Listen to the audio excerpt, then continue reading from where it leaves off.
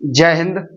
तो प्रकाश का परावर्तन हो गया था। अब इस पार्ट में आपको प्रकाश का अपवर्तन मतलब कि पार्ट 1 और 2 में आपको प्रकाश का परावर्तन जो था वो पूरा बता दिया, कंप्लीट करा दिया है। शायद उसमें कोई भी डाउट नहीं है। ठीक है, लमसम 2 दिन से हम वीडियो 2-3 दिन है, 2-3 दिन से वीडियो नहीं डाल पा रहे हैं, तो उसके लिए सॉरी, क्योंकि थोड़ा काम में बिजी था, उसके चक्कर में वीडियो नहीं बन पाई, तो उस पर वो आपकी अपलोड नहीं हो पाई। लेकिन हाँ, अब वहीं से आगे आपका जो है प्रकाश का अपवर्तन है वो वाला थर्ड पार्ट आ गया है, तो इसमें आपको प्रकाश का अपवर्तन मिल जाएगा।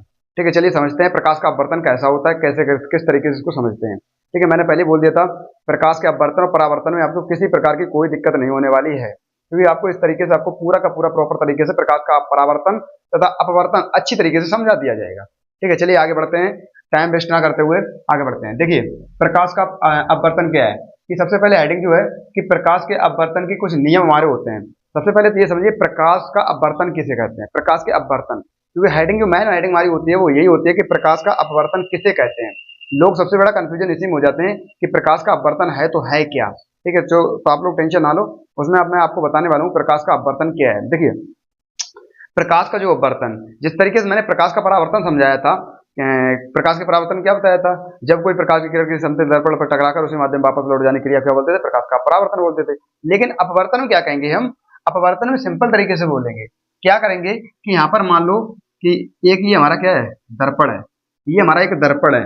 इस दर्पण पर जब कोई प्रकाश की किरण टकराएगी और टकराने के बाद वह थोड़ी या ऐसे बोल सकते हैं, एक पारदर्शी माध्यम से दूसरे पारदर्शी माध्यम में जब प्रकाश की किरण प्रवेश करती है तो वह अपने मार्ग से विचलित हो जाती है, इसी को प्रकाश का अपवर्तन कहते हैं। चलिए आगे समझाते हैं बढ़िया तरीके से, टेंशन ना लो। देखो क्या है कि जैसे मैं यहाँ पर बताने वाला था, ये हमारा दर्पण है, यार दर्पण है और एक दर्पण हम इधर और नीचे और बना दें। ठीक है, तो जब ये प्रकाश की किरण इस पर पड़ेगी तो पड़ने के बाद ये थोड़ी तिरछी होकर चली जाएगी, क्या हो जाएगी, तिरछी होकर चली जाएगी। समझा कि मेरी बात नहीं आएगी, कि जब ये प्रकाश किरण यहाँ पर टकराएगी और टकराने के बाद ये कैसी हो जाएगी, तिरछी होकर इधर को निकल जाएगी। तो सीधा सिंपल हमारा कहने का मतलब ये उद्देश्य है कि जब कोई प्रकाश की किरण किसी पारदर्शी, तो अपारदर्शी नहीं, पार मतलब कि इधर से उधर दिख जाना चाहिए। अब शीशा जो हमारा होता है, आईना जो हम लोग देखते हैं उसमें नहीं दिखता है ना, क्योंकि उसके पीछे क्या लगी थी, पॉलिश। बगैर पॉलिश वाला जो शीशा होता है इधर से उधर दिख जाता है ना, कांच जो होता है। तो भाई अगर हम दो एक लगा देते हैं और फिर उसके बाद अगर उसमें हम प्रवेश क्या करते हैं, प्रकाश के प्रवेश करवाते हैं, प्रकाश को प्रवेश करवाते हैं उसमें, या आप खुद उसको एक प्रैक्टिकल भी कर सकते हो, इसमें आपका कोई दिक्कत नहीं होने वाली। प्रैक्टिकल में आप 2-3 कांच के टुकड़े लेना, बड़े बड़े टुकड़े हों, और उनको लाइन बाई लाइन थोड़ा रख देना, थोड़ी थोड़ी दूर पे गैपिंग बना के, और उस पर आप उसके आगे आप टॉर्च जला के रख देना, और फिर इस साइड देखना आके, उधर टॉर्च रख देना, इस साइड देखना आके, तो जहाँ पे टॉर्च है आपको जो किरणें आती हुई दिखाई देंगी वो वहां पे नहीं दिखाई देंगी, वो थोड़ी तिरछी होती हुई दिखाई देंगी आपको। ये आप प्रैक्टिकल खुद कर सकते हो उस पर। ठीक है, इसमें कोई दिक्कत नहीं है, ना कोई खतरा है ना कुछ भी है, आप इसका प्रैक्टिकल खुद कर सकते हो। तो वही मेरा कहने का मतलब है कि जब कोई प्रकाश की किरण एक पारदर्शी माध्यम से दूसरे पारदर्शी माध्यम में जाता है तो वह अपने मार्ग से विचलित हो जाता है, इस क्रिया को प्रकाश का अपवर्तन कहते हैं। ठीक है, चलिए अब आगे समझते हैं हम लोगों को। देखो जिस तरीके से हमने प्रकाश के परावर्तन कुछ नियम बताए थे, उसी तरीके से हमारे अपवर्तन के भी नियम है, क्योंकि अपवर्तन देखो नियम सबके होते हैं, हर किसी के। जैसे हमारा नियम क्या है, हम आपको पढ़ा रहे हैं, ठीक है, रेगुलर पढ़ा रहे हैं, लेकिन अभी 2-3 दिन में वीडियो नहीं आ पाई थी। आप लोगों का नियम क्या है कि आप लोग सुबह को, जैसे सबका ही होता है, सुबह उठना, बैठना, खाना पीना, फ्रेश होना, ये सारे के नियम ही तो हैं, नियम बाई नियम इंसान चल रहा है। समझा के नहीं आ गया, तो हर किसी का एक नियम है और नियम के हिसाब से सारे लोग चल रहे हैं। तो बाबू देखिए यहाँ पर आया कि प्रकाश के अपवर्तन के नियम, प्रकाश के अपवर्तन के नियम। तो यहाँ पर कह रहा है कि जो प्रकाश के अपवर्तन नियम वो दो हैं, जिस तरीके से परावर्तन के 2 नियम थे उसी तरीके से हमारे अपवर्तन के भी 2 हैं। तो सबसे पहला फर्स्ट क्या है कि आपतित किरण और अपवर्तित किरण। वहां पर कहते हैं परावर्तित किरण थी, यहाँ पर अपवर्तित, बस ये चीज ध्यान रखना। या तो आप लोग समझो कि सर ने बता दिया भाई वाला से, नहीं नहीं, थोड़ा देखो इधर, दिमाग लगाओ, क्योंकि आगे नहीं देख पाओगे। आपतित किरण और परावर्तित मतलब जो आ रही किरण, ये देखो ये आने वाली किरण है ना, ये वाली, ये जो आ रही किरण इसको आपतित किरण कहेंगे, इसको कहेंगे आपतित। और ये जो इधर निकल गई ये परावर्तन है अपवर्तित किरण, ये हो जाएगी अपवर्तित किरण। ठीक है, ये आपतित किरण, ये अपवर्तित किरण, क्योंकि किरण आई और वो अपवर्तित हो गई, परावर्तित नहीं हुई। ठीक है, तो यहाँ पर क्या है कि आपतित किरण, अपवर्तित किरण और अविलंब, ये तीनों एक ही स्थान पे इसमें भी होते हैं। उसमें क्या था, आपतित किरण, परावर्तित किरण तथा अविलंब तीनों स्थान पे एक ही बिंदु पर होते हैं। इस तरह इसमें कि आपतित किरण और अपवर्तित किरण, ये तीनों और अविलंब, ये तीनों जो होते हैं वो एक ही बिंदु पर आकर मिलते हैं। तो ये जो बिंदु हमारा है ये अविलंब है, इसी बिंदु पर ये आके तीनों मिलते हैं और ये तीनों इनका स्थान यही होता है। ठीक है, अब देखो दूसरे हमारे समझते हैं। दूसरे में बाबू कह रहा है कि आपतन कोण की जया साइन, परावर्तन कोण की जया साइन का अनुपात एक नियतांक होता है।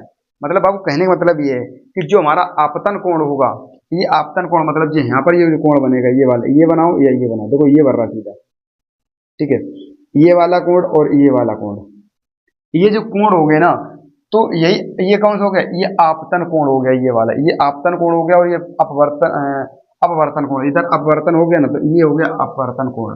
इनकी जो जया होगी, जो साइन होगा, साइन वो एक क्या होगा हमारा कि वो सीधा करा अनुवाद का एक नियतांक होगा। नियतांक भाई देखो यहाँ पर हमने दर्शाया है कि यहाँ पर क्या लिख दिया है कि आपतन कोण हमारा आई होगा और अपवर्तन कोण हमारा कोण आर होगा।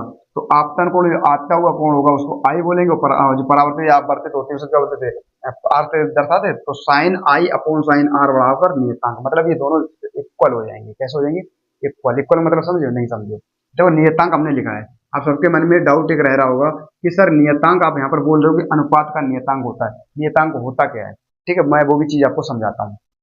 देखिए मैंने आपको बताया था आपतन वो सॉरी परावर्तन, उसमें समझा था परावर्तन वाले में, प्रकाश के परावर्तन में मैंने बोला परावर्तन कोण, जो परावर्तन कोण था, परावर्तन कोण सदैव आपतन कोण के बराबर था। कैसा था, आपतन कोण के बराबर। मान लो अगर परावर्तन कोण हमारा 25 डिग्री के बन रहा था, तो आपतन कोण भी तो भाई 25 ही डिग्री का बनेगा।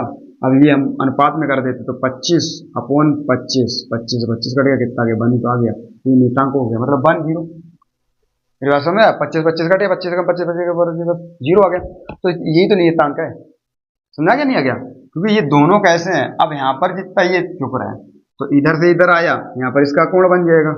मेरी बात समझा रही नहीं आ रही, तो ये कैसे, ये नियतांक है, तो इसलिए हमने इसको नियतांक बता दिया। कोई दिक्कत, चलिए आगे बढ़ते हैं। देखिए बाबू अब आगे हमारी हेडिंग आती है क्या, अपवर्तनांक। देखो हर किसी का अपवर्तनांक होता है, एक गलनांक होता है, अपवर्तनांक होता है, हिमांक होता है। ठीक है, ये सब क्या होते हैं, ये यही होते हैं। जैसे जल का अपवर्तनांक होता है, जल का हिमांक होता है, जल का और गलनांक होता है। मेरी बात समझ आ रही नहीं आ रही है। अब जैसे अगर जल की गलनांक की बात करें, जल तो पहले से ऑलरेडी गला हुआ होता है, मतलब जलीय द्रव में होता है ना, द्रव में होता है, तो उसका क्या होगा, अब हिमांक होगा। हिमांक का ऐसा नहीं कि उसका अपवर्तनांक नहीं होगा, अपवर्तनांक भी होगा जब जल हमारा ठोस होता है। ठोस का मतलब क्या है बाबू, कि जब हमारा जल जैसे बर्फ, अभी इस टाइम पे जून के महीने में क्या चल रहा है, जब अभी जुलाई चल रही है, तो फिर जुलाई, हाँ नहीं मई, सॉरी मई चल रही, तो मई में तो आराम से सभी लोग बर्फ खा रहे होंगे। तो बर्फ किसकी, बर्फ की तो वो पानी की तो बनती है। तो जो पानी की बनती है बर्फ, वो क्या है, ठोस अवस्था में, तो उसका हिमांक मतलब कि जो द्रव अवस्था से ठोस अवस्था में परिवर्तन हो जाता है उसको क्या बोलते हैं, हिमांक बोलते हैं। उसी कहते हैं हिमांक। जो द्रव अवस्था से ठोस अवस्था में परिवर्तन हो जाता है उसको हिमांक कहते हैं। तो हमारा जल कितने डिग्री पर, कितने माइनस डिग्री पे या ज्यादा डिग्री पर वो ठोस में परिवर्तन हो रहा है, उसी को बोलते हैं हिमांक। अब मान लो -2 डिग्री पर अगर हमारा जल जो है वो बन जाता है ठोस, मतलब बर्फ बन जाता है, ठीक है, तो वो उसका हिमांक कहलाएगा। अब गलनांक क्या होगा, वो अपवर्तनांक क्या होता है। देखो गलनांक जो हमारा होता है कि कोई ठोस अवस्था से द्रव अवस्था में चेंज हो जाता है, उसको उसको गलनांक कहते हैं। ठीक है, अब अपवर्तनांक उससे भी ज्यादा हाई होता है कि जो वाष्प में चेंज हो जाए। ठीक है, ये अपवर्तनांक इसका अभी दे रहे फिजिक्स बता रहे, वो हम अभी आपको उधर से समझा रहे हैं। ठीक है, तो जैसे जल का हमने बताया हिमांक, जो -डिग्री में वो ठोस में परिवर्तन हो गया, हिमांक हो गया। गलनांक जो ठोस से परिवर्तन हो जाए जलीय द्रव में, वो गलनांक हो गया। ठीक है, तो इसी तरीके से हमारा अपवर्तनांक आया है। तो देखो अपवर्तनांक एक महत्वपूर्ण भौतिक राशि है, क्योंकि अगर ये राशि नहीं होगी तो हमें पता नहीं चलेगा कि किसका अपवर्तनांक कितना है। हर किसी का अपवर्तनांक होता है, जल का होगा, हीरे का होगा, मतलब कोई भी धातु है, कोई कुछ भी है, सबका अपवर्तनांक एक होता है। इसलिए उसने सीधा कह दिया है कि अपवर्तनांक एक महत्वपूर्ण भौतिक राशि है। क्या है बाबू, भौतिक राशि है, भौतिक राशि है। तो यहाँ पर भौतिक राशि, और देखो अब राशियां जो होती है मतलब भौतिक और रासायनिक, दो प्रकार की। एक भौतिक राशि, रासायनिक राशि। मैंने भौतिक और रासायनिक दोनों समझाए थे। भौतिक क्या होता है, जैसे ये जो मार्कर है ना, ये मार्कर क्या है, ये भौतिक है, क्योंकि इसको हम छू रहे हैं, पकड़ रहे हैं, देख रहे हैं, सब कुछ कर महसूस कर रहे हैं, तो ये क्या है, ये भौतिक है। और जो भाई साहब हमने देख नहीं पा रहा हूँ, मतलब गैसों का जो रिएक्शन होता है ना, गैसों का जो रिएक्शन होकर जो चेंज हो जाता है, पता ही नहीं चलता है, ठीक है, हमारी आंखों से दिखता ही नहीं चेंज क्या बन गया जाके, वही तो रासायनिक है। इसीलिए रासायनिक जब केमिस्ट्री पढ़ते हो तो रासायनिक में क्या क्या आता है, केमिकल आते हैं, केमिकल रिएक्शन करे और दूसरी कोई कहीं क्लोरोफॉर्म बन रही है तो कहीं लाफिंग गैस बन रही है, कि मीथेन बन रही है, कि प्रोपेन बन रही है, कि ब्यूटेन बन रही है, कि पेंटेन बन रही है, कि कुछ कर रही है ब्यूटेन गैस जो हमारी उसमें होती है, अलग अलग एलपीजी गैस बन जाती है, कैसे बनती है, वो सब केमिकल द्वारा रासायनिक रिएक्शन होती है। ठीक है, तो यहाँ पर क्या कि हीरे का अपवर्तनांक जो है 2.42 है, देखो 2.42। अब यहाँ पर एक चीज और मैं बता दूं, मैथ वाले जो बच्चे मतलब सारे हमारे स्टूडेंट जो भी लड़के और लड़कियां देख रही हैं उनके लिए मैं बोलना चाहूंगा कि बाबू मान लो कोई संख्या लिखी, ऐसे करके लिख दी मैंने 0.536 लिख दूं। अब मैं आपसे पूछूं ये बाबू कितना लिखा, तो आप भी बोल दो कि 0 पॉइंट, सर आपने बोला 0.536। नहीं, ऐसे ये गलत हो गया आपका।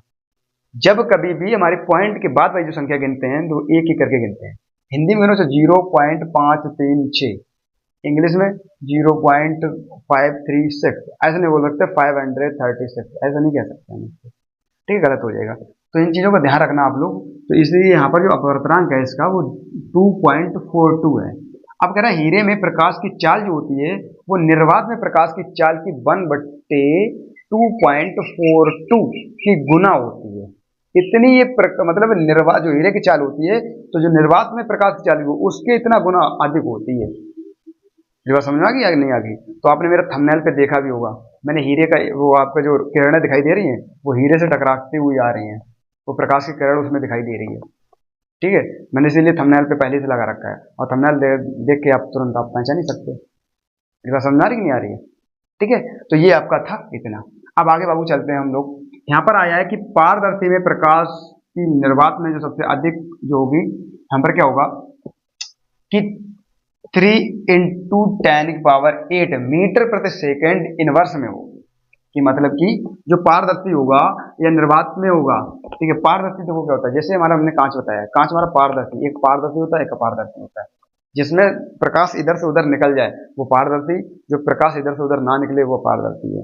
तो प्रकाश की चाल जो पारदर्शी में होती है वो सबसे अधिक किसमें होगी, निर्वात में सबसे अधिक किसमें होगी, मतलब कितनी होगी, कितनी होगी, तो 3 × 10⁸ मीटर प्रति सेकेंड इनवर्स में होती है। ठीक है, ये इतना हो गया। ये मैं आपको बोर्ड एग्जाम की तैयारी अच्छे से करवा रहा हूँ, जिसमें आप अगर पूरा अच्छी तरीके प्रॉपर तरीके से पढ़ते हो तो मैं रियल बता रहा हूँ, किसी की हिम्मत नहीं है कि विज्ञान में आपके कम नंबर आए। 85, 90, 92, 95, जितना अच्छी तैयारी करोगे, जितना अच्छा आप पढ़ोगे, उतने हाई लेवल के नंबर आएंगे। ठीक है, वो तो 2026 में जब एग्जाम होगा उसके बाद पता चलेगा। 25-22 तो एग्जाम में पता ही चल गया सारे बच्चों का। ठीक है, क्योंकि 25 में मैंने ऑफलाइन कराई थी, तो 25 में 24-25 का जो था वो ऑफलाइन करवा रहा था तैयारी, ऑनलाइन नहीं था, यूट्यूब पे नहीं था। लेकिन इस बार मैंने सोचा कि 26 में जो बच्चे हैं, मैं क्यों ना यूट्यूब के जरिए से इन बच्चों का भी कैरियर बनाऊं, तो इसलिए यूट्यूब चैनल बनाया और आपको ये चीज़ें प्रोवाइड करा रहा हूँ। कम पैसे तो है ही नहीं, बस फ्री में पढ़ना है आपको, अपना टाइम सिर्फ देना है, कुछ नहीं देना है। समझा गया? बस। अब आते हैं लेंस। अगली हेडिंग बाबू उसमें आपकी देखो पढ़ी हुई किताब में लेंस। देखो लेंस जिस तरीके से हमारे दर्पण दो प्रकार के थे, दर्पण उत्तल दर्पण अवतल दर्पण, उसी तरीके से लेंस भी हमारे दो ही प्रकार के होते हैं, एक उत्तल लेंस और एक अवतल लेंस।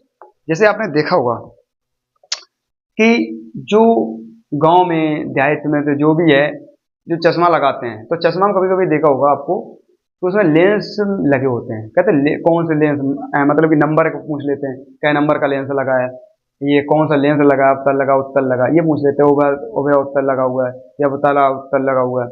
ये सारे लेंस होते हैं, ये सारी निगाहों के लिए लेंस बनाए जाते हैं, कि जिसकी निगाह कैसी है तो उसकी निगाहों के लिए ये लेंस बनाए जाते हैं। क्योंकि हमारी जो निगाह काम करती है वो लेंस के ऊपर काम करती है।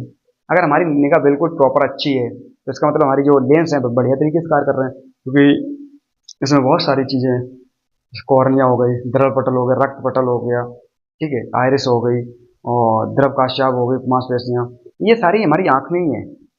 शायद अभी आँख वाला चैप्टर नहीं पढ़ाएंगे तो उसमें आपको पूरे प्रॉपर तरीके से बता देंगे। तो ये लेंस जो हमारी आँख में, अगर मान लो जिस किसी का चश्मा चलता है तो वो लेंस क्या होता है कि किसी की जब दिक्कत आती है या उसके अंदर जैसे दूर की वस्तु नहीं दिखाई देती है या पास की वस्तु नहीं दिखाई देती है, तो इन लेंसों का प्रयोग किया जाता है। इन्हीं लेंसों का प्रयोग होता है उत्तल लेंस और अवतल लेंस का। जैसे निकट दृष्टि दोष और दूर दृष्टि दोष शायद मैंने आपको पढ़ाया था, शायद, मुझे इतना याद नहीं है, नहीं पढ़ा है तो आप लोग कमेंट कर देना, वो उसके ऊपर भी वीडियो आ जाएगी। ठीक है, तो देखिए अब उत्तल लेंस है, उत्तल लेंस में आपके तीन भाग होते हैं बाबू। कितने? तीन भाग। तीन भाग कौन कौन से? सबसे पहले उभयोत्तल लेंस, जिसको हम द्विउत्तल लेंस भी बोलते हैं। उभयोत्तल लेंस बोलो या इसको द्विउत्तल लेंस बोलो, अब इनको मैं समझाऊंगा, एक एक करके समझाऊंगा। एक होता है समतलोत्तल लेंस, देखो बोलने में आपको दिक्कत हो रही होगी, समतलोत्तल लेंस और एक अवतलोत्तल लेंस। ये तीन प्रकार के आपके लेंस होते हैं इसमें, उत्तल लेंस में। देखो द्विउत्तल लेंस में क्या होता है, जिसमें दो लेंस लगे होते हैं वो द्विउत्तल लेंस कहलाता है। ठीक है, जैसे आपने आप बड़े बूढ़े लोगों को देखा, बुजुर्ग लोगों में चश्मा जो लगा होता है, ऊपर कैसा होता है, थोड़ा सा बीच में इधर ऐसे हो रहा होता है, वो होता है, वो द्विउत्तल लेंस होता है। उत्तल अवतल दोनों ही लेंस उसमें पड़े होते हैं, उत्तल अवतल दोनों लेंस पड़े होते हैं, इसीलिए उसको बोलते हैं द्विउत्तल लेंस। समतलोत्तल लेंस, समतलोत्तल। ठीक है, अब समतलोत्तल एक समान तरीके से, क्यों उत्तल लेंस जो हमारा होता है वो मैंने बाबू पहले बताया था, इस तरीके से होता है।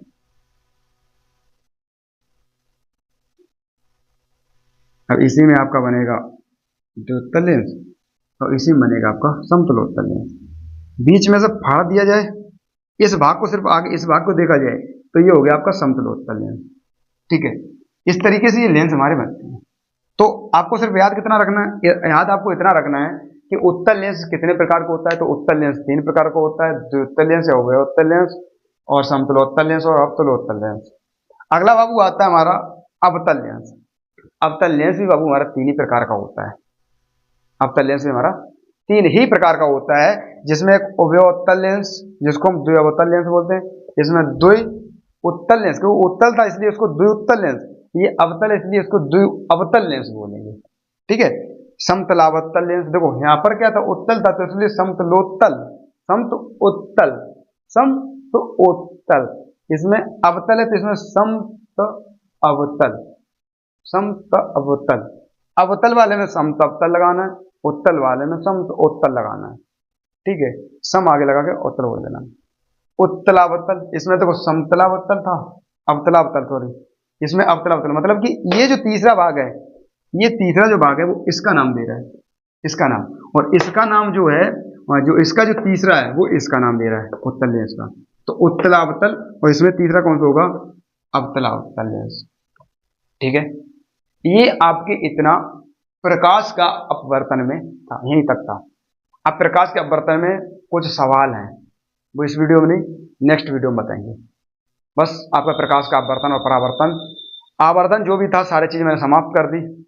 ठीक है, अब जो आपके सवाल रह गए हैं वो नेक्स्ट वीडियो में आपको मिलेंगे। ठीक है, और जितना भी था उतना अच्छा समझाने की कोशिश करिए, शायद आप लोगों को समझ में आया होगा।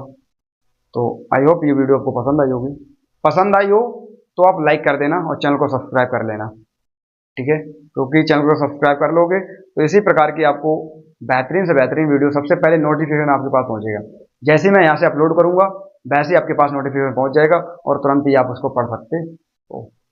ठीक है, मिलते हैं अब नेक्स्ट वीडियो के साथ, तब तक के लिए जय हिंद, बाय बाय।